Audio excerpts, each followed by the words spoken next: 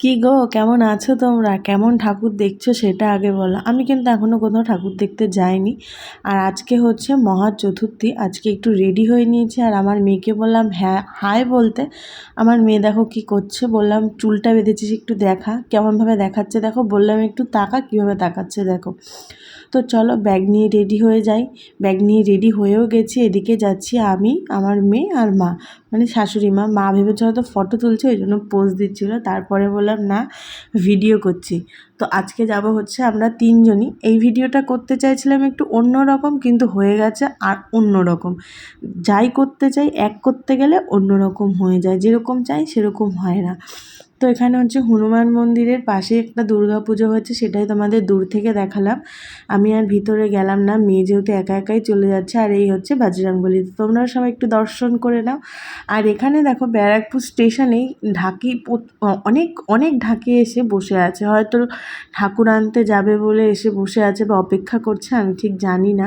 আর এখানে দেখো কি সুন্দর লাইটিংটা দেখতে লাগছে। আর তোমাদের ভিডিও করে দেখালাম, পরে আমি দেখলাম খুব ভালো লাগছে।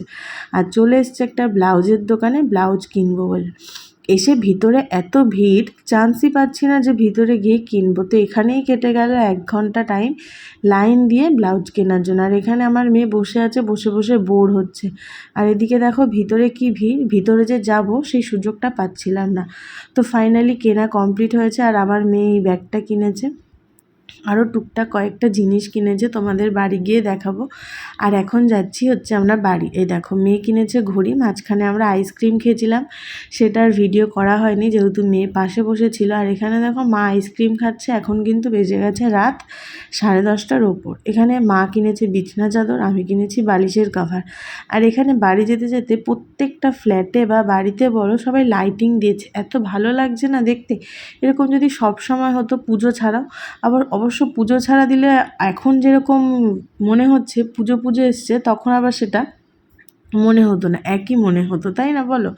আর এখানে দেখো মেয়ের জন্য একটা ব্যাগ কিনেছি, এই যে একটা টুপি কিনেছি, আর কিনেছিলাম ওই ঘড়িটা।